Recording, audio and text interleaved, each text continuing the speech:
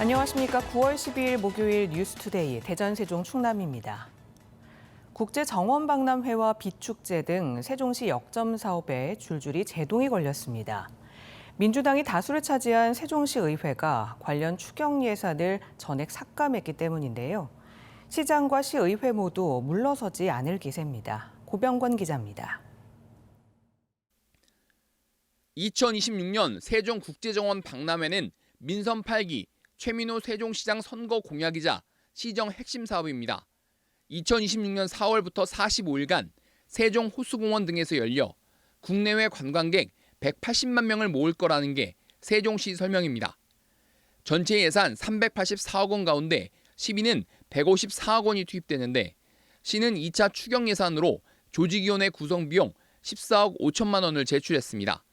시는 또 지난해 처음 개최한 비축제 예산 6억 원도 추경에 반영했습니다.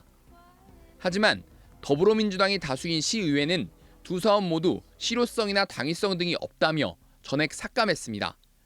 긴급 기자회견에 나선 최민호 시장은 민주당이 반대를 위한 반대를 했다고 성토했습니다. 국제정원 박람회는 77억 원의 정부 예산까지 반영됐는데 예산 삭감으로 시의 신뢰도 상실은 물론 용역비 6억 원 등 그동안 비용까지 매몰될 거라고 강조했습니다. 그러면서 시장 권한인 시의회 임시회를 소집해 3차 추경으로 신청하겠다고 밝혔습니다. 조속한 시일 내에 시의회에 제출했던 정원도시 박람회와 비축제 예산을 다시 요청할 것입니다. 그러자 더불어민주당 소속 이현정 예산결산위원장도 기자회견을 열고 국비로 반영된 77억 원은 국회 심의를 받기 전이어서 확정된 것은 아니라고 설명했습니다. 또 예산안이 다시 넘어오더라도 시장의 치적을 위해 막대한 혈세를 낭비하는 무리한 시정에는 동의하지 않겠다고 맞받았습니다. 시급하고 중대한 다른 시민의 진짜 생활을 위해서 쓰이는 예산이 중요한지 거기에 대한 경중을 가리다 보니 이렇게 나왔고요. 다시 올려도 비슷한 결과가 나오지 않을까라는 생각도 들고요. 3차 추경 제출 시기는 이르면 다음 달로 예상됩니다. 강대강으로 부딪히고 있는 세종시와 시의회의 갈등은 3차 추경을 전후로 최고조에 달할 것으로 전망됩니다. MBC 뉴스 고병권입니다. 대전시가 오는 25일까지를 추석 명절 비상응급 대응 주간으로 정하고 지역 9개 응급의료기관의 정상 운영 여부를 매일 확인합니다. 또 추석 연휴 기간 각 구 보건소가 하루씩 돌아가며 오전 9시부터 저녁 6시까지 비상진료에 나서고 문 여는 병의원과 약국도 지난 설 연휴보다 더 지정해 운영합니다.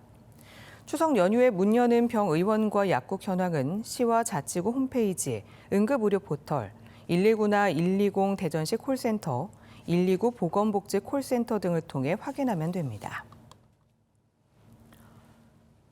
충남경찰청이 추석 연휴 기간인 오는 18일까지 특별 교통관리에 나섭니다. 경찰은 지역 경찰과 모범 운전자 등을 총동원해 도내에서 혼잡이 예상되는 고속도로 17개 구간과 국도와 지방도의 교차로 86곳을 중심으로 교통 흐름을 관리합니다. 또 주요 고속도로와 국도에서 암행 순찰차와 헬기로 음주운전과 버스 전용차로 위반, 갓길 통행 등의 교통법규 위반 행위를 집중 단속합니다. 늦더위가 기승을 부리면서 대전과 세종, 충남 전역에 다시 폭염특보가 내려졌습니다. 사상 처음으로 9월 한때 폭염경보가 발효되기도 했는데요. 오늘 비가 내린 뒤 불볕더위는 잠시 주춤하겠지만 추석 연휴 내내 낮 기온이 30도를 웃돌면서 더울 전망입니다. 김성국 기자입니다. 한낮 수은주가 36도 안팎까지 오르며 우리 지역에서 연일 최고 기온을 기록 중인 공주시 유구. 오전인데도 고추를 재배하는 시설하우스 안은 그야말로 찜통입니다. 오전 한때 소나기가 내려 습도까지 높아지면서 시설하우스 안에 10분만 있어도 땀이 이렇게 비 오듯이 쏟아집니다.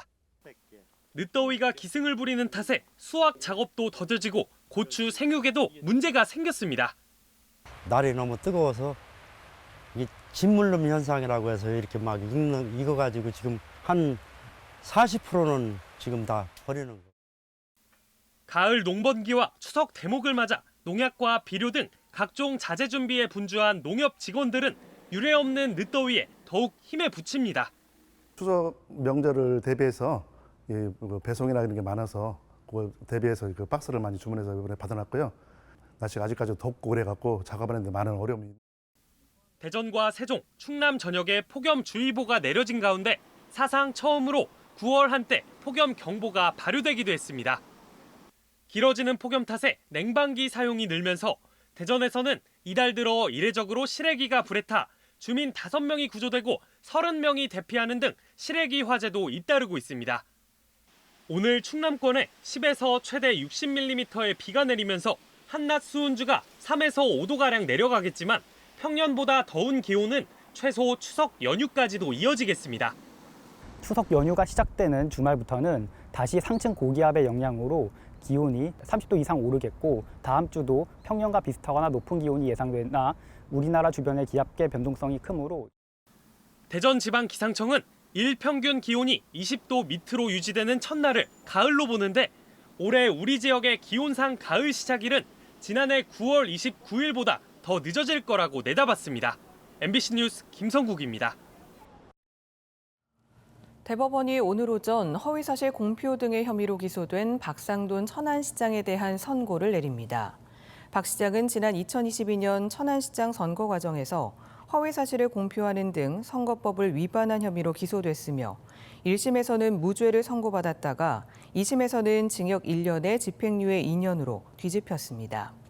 대법원이 2심 판결을 유지할 경우 박 시장은 시장직을 잃게 되며 내년 4월 천안시장 재선거가 열립니다. 대전지검이 지난 4월 총선을 앞두고 경선 운동에 관여한 대학생 등 8명에게 11만 6천 원 상당의 점심을 제공한 혐의로 기소된 김선광 대전시 의원의 1심 결심 공판에서 벌금 150만 원을 구형했습니다. 이에 대해 김 의원 측은 공소사실은 대체로 인정하지만 대학 선후배 관계에서 우발적으로 일어난 일이라며 선처를 호소했습니다. 지난 7월 정부가 기후대응댐 14곳 중 2번째로 규모가 큰 댐을 청양 지천 일대에 짓겠다고 발표한 뒤 찬반 논란이 커지고 있죠. 대전 MBC는 표면적인 찬반 갈등을 넘어서 그 이면에 어떤 이슈들이 숨어 있는지 들여다봤습니다. 김태욱 기자입니다.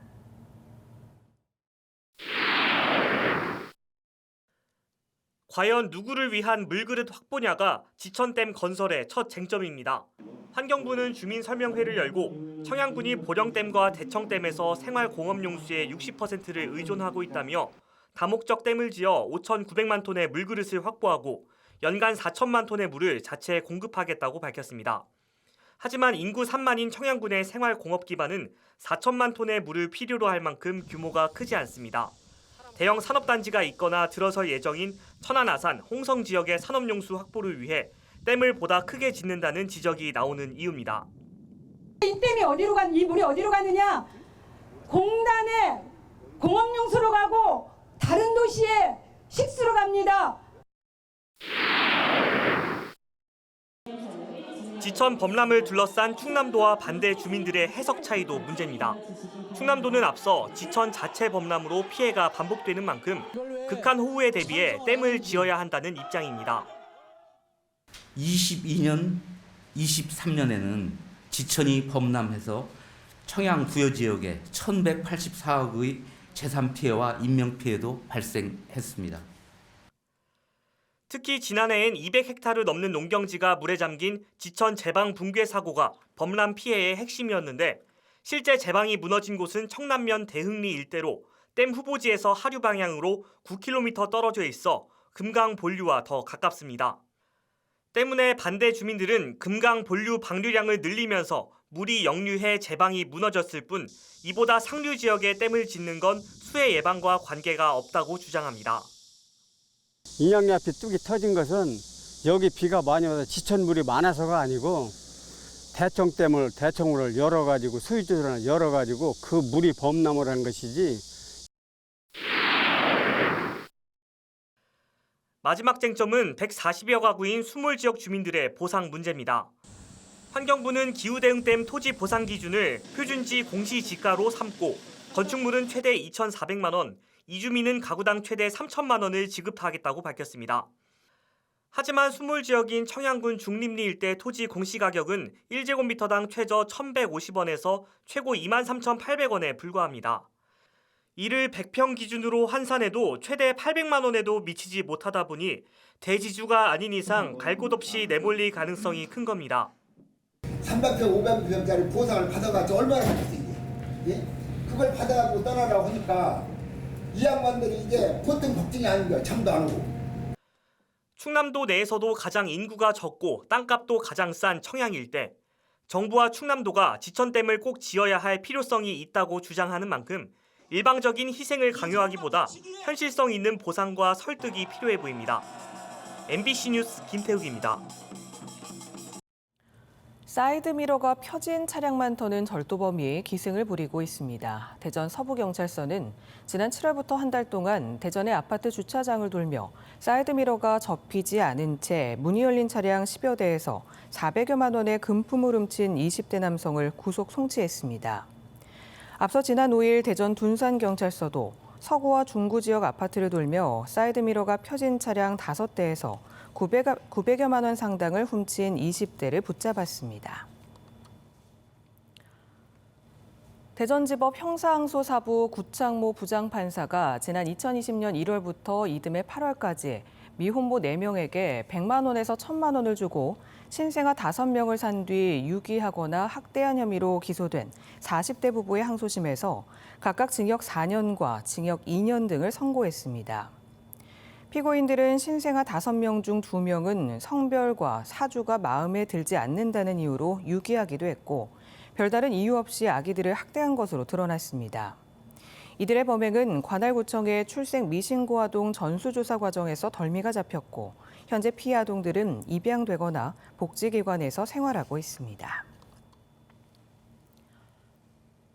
대전시가 트램과는 별도로 내년 말 유성온천과 가수원동을 오가는 무궤도 차량 시스템을 국내에서 처음으로 도입합니다.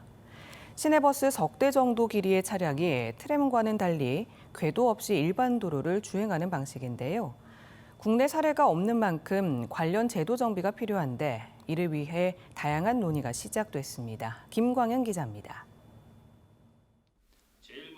28년 만에 도시철도 2호선 사업을 확정하고 올해 말 착공에 나서는 대전시. 이와 함께 내년 말에는 가수원 내거리에서 유성온천 내거리를 잇는 6.2km 구간에 무궤도 차량 시스템이 시범 도입됩니다.